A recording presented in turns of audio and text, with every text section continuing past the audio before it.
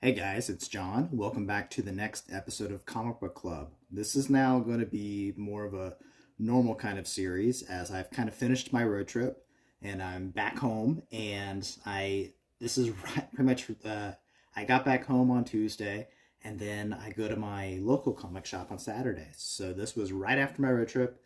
Decided to go back and visit my comic shop, and my comic shop is Mad Comics, MADD, Mad Comics in Sellersburg, Indiana. And it's only been open since May, but it is fantastic. The guy who runs the store, his name is Nathan. This is kind of his side job, but he's just been a big comic book buyer and collector for a long time, and he has just this huge surplus of just comics. And his store covers comics from, it runs the spectrum of anything you'd be looking for, from westerns to horror to G.I. Joe, Transformers, Ninja Turtles, Star Wars, He-Man, DC, Marvel, the things from the 70s through the now. There's lots of 90s and 80s, which is what I am really big into. He has comics that are graded in slabs. He has comics that are signed. He has collected sets together. It's just an amazing store. And it's not just comics. He also has toys. He has collectibles. He has lots of pops. It's really great. And his prices are fantastic. He has a huge dollar section. He has a big 3 for 10 section. And just his regular comics, they're really all fairly priced. I love going here.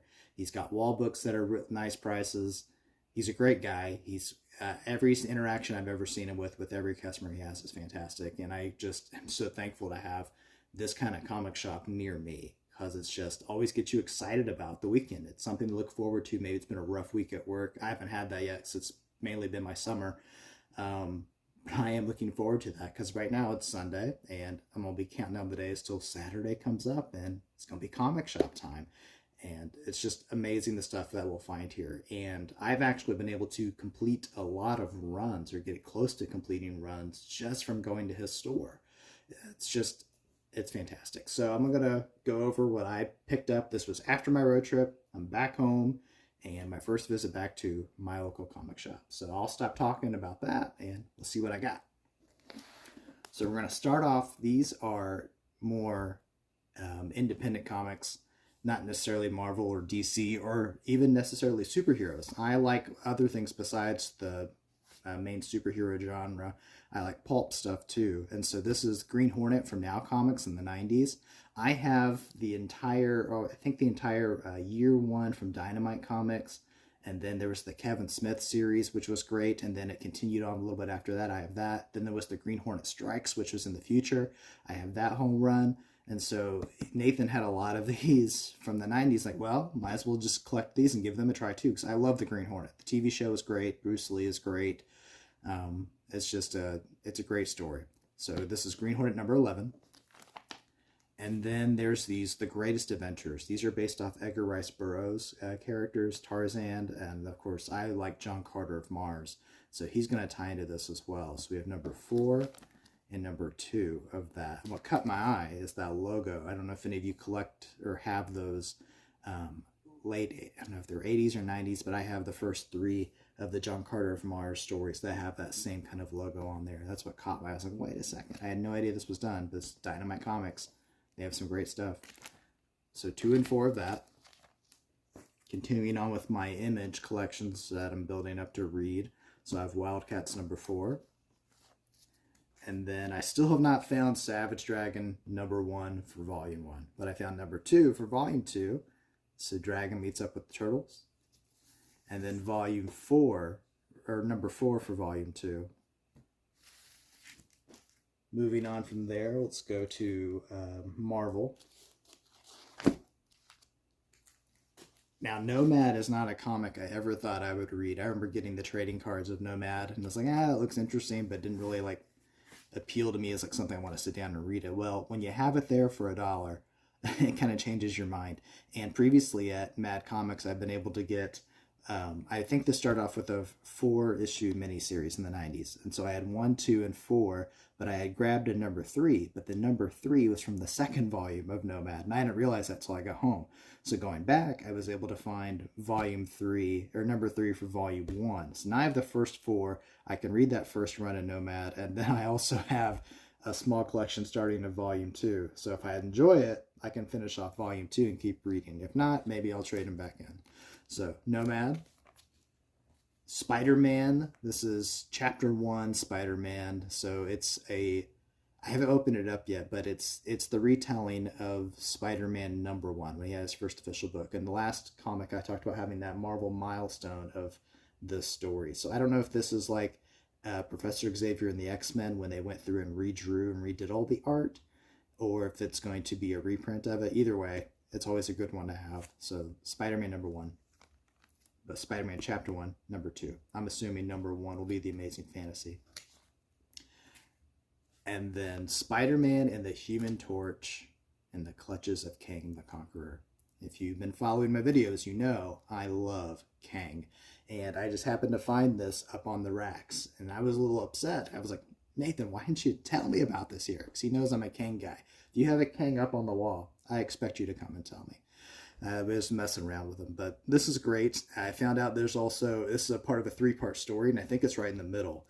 So I need to get number 9 and number 11 of this Marvel team up so I can read the whole story of Kang here. And then Marvel Age. This is kind of like Marvel's just like their newsletter, but it's got great covers, and it's a back and front cover too, so you can kind of choose what you want to look at. So on the front, this is that Cable from, I think it's from the Flair, 93, 94, where I had the Power Blast series. I know because I actually had this card as a kid of Cable, and even talks about making the mutant holograms. So I'm going to open this up and show you the other side as well. So on one side, we have Cable.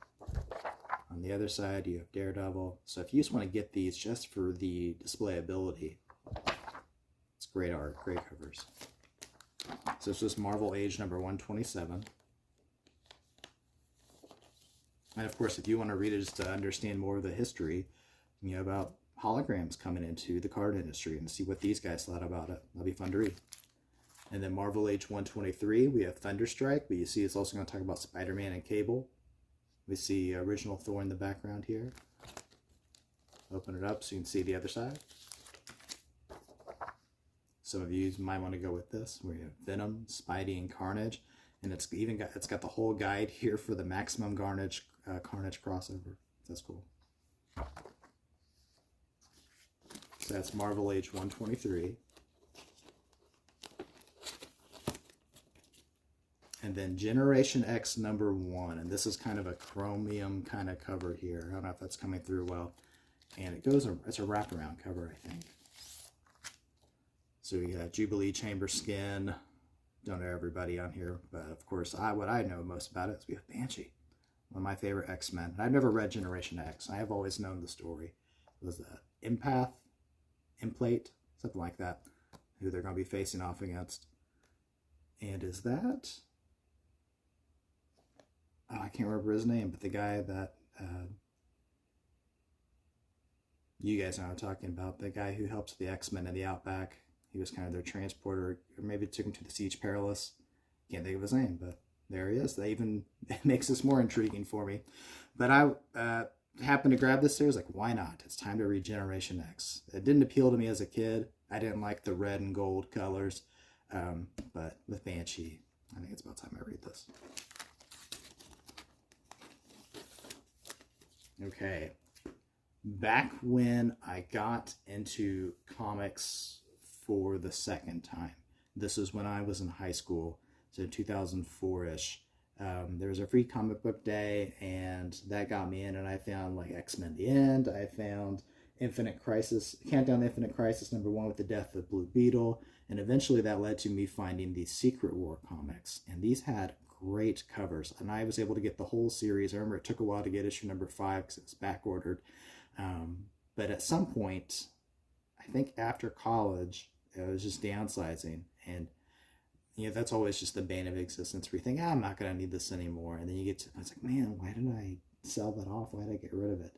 And so I found this, and it's just great to find again. I remember the story not being too fantastic. I think the backup story with Nick Fury, his secret files about the Secret War itself, was more interesting than the actual story we got. But the art is amazing. The covers are great. So this is Secret War #2, Wolverine cover. And speaking of Wolverine, this is another one I've been trying to track down from when I was a kid. This was a comic that my brother had. And it was the first comic that I had ever seen that had full-on just black paneling. I'm going to go ahead and open this up so you can see what I'm talking about. So we have Wolverine. He's going against, it's kind of like an Omega Red kind of character, I believe. It's hard to remember. It's like a Russian kind of guy who used to be a super soldier. So someone Wolverine faced off. But as you can see, the panels are all in black, and that always stuck out to me. And just, it was like made this seem like, man, this is kind of serious. This is a big deal, because none of the other comics that I was looking at as a kid did not have that black paneling. And also this panel always stuck out to me too. I always enjoyed this of the X-Men and the Blackbird coming in to back up Wolverine. We got Iceman, Betsy, Jubilee, Cyclops, and Colossus here. I just love the art in this. And of course, this is Larry Hama too.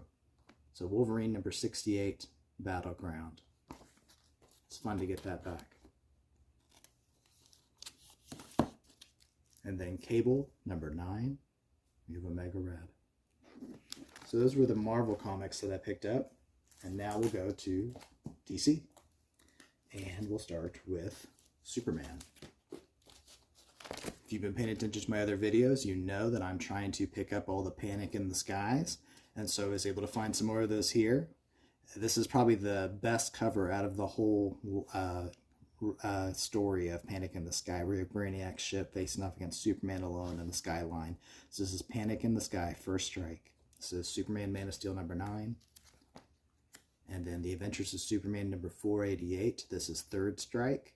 So you kind of see the teams that Superman splits up with. So we have like the ground-based team. We had the team that was going to go up and face off against Brainiac in the war world. So this was the space-based team facing off against Brainiac's team. And then Reign of the Supermen.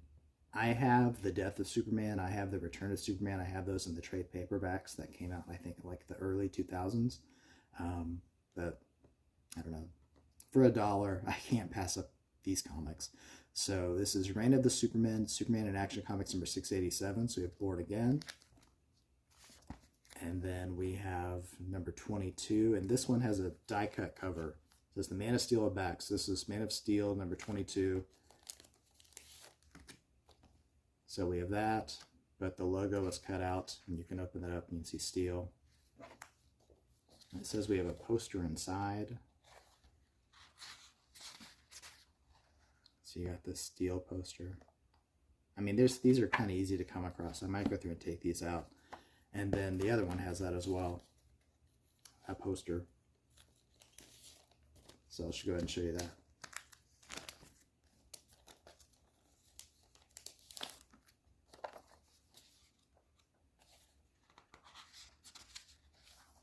So we have the Eradicator. Really cool. We had a lot of stuff happening in the 90s. Lots of great gimmicks. Some not great gimmicks, but I like the gimmicks. It's fun. And then Superman #81. We get black suit. And then, let's kind of jump the gun here. I'm really big on Wally West Flash. One of my favorite comics as a kid that I had was Flash #72 or 77.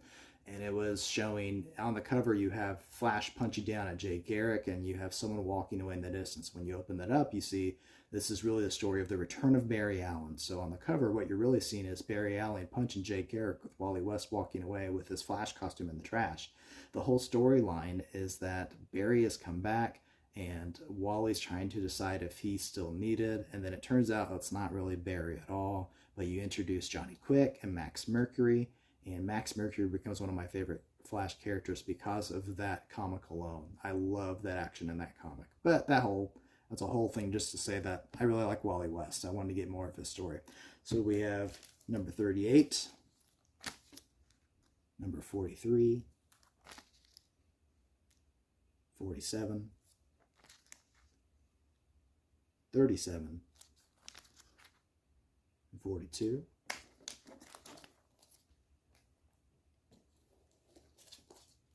and then the last set here.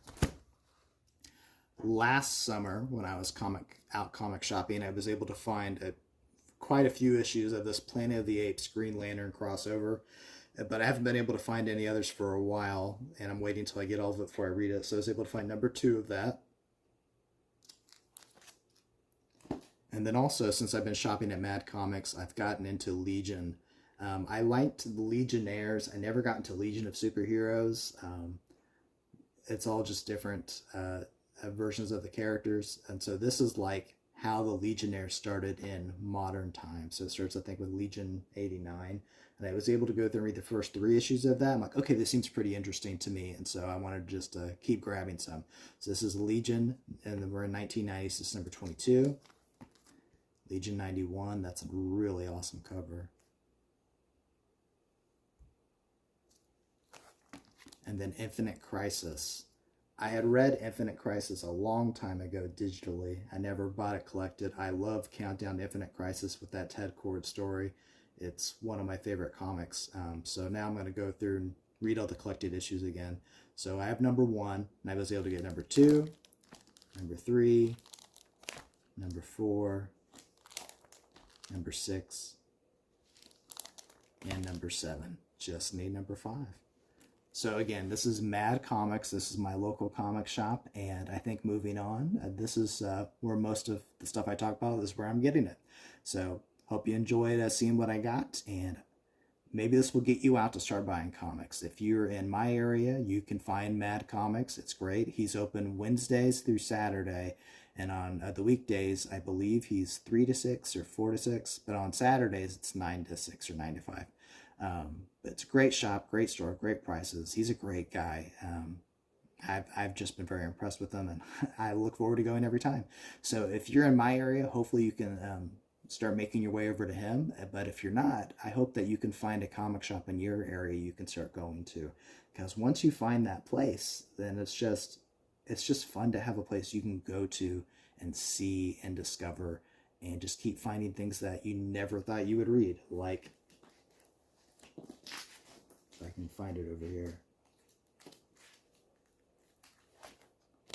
Like Nomad. So you never know what you're going to grab and what's going to entice you. Think about how many comics have been made. And we think about the comics that are coming out now, and maybe they don't all appeal to you, and you think, oh, what's happened to comics? I wish I could go and find and buy comics. Well, maybe there are just so many comics you just need to go back and read. And I know you have everything at your fingertips digitally, but there's something about just going and getting a comic and having it in your hand, seeing the cover, and just wanting to take that home and read it. So I'd encourage you to go and find a comic shop near you. Hopefully you have one near you. I'm very blessed this was opened up here around me. Hopefully you can find a place where you can go. All right? See you next time.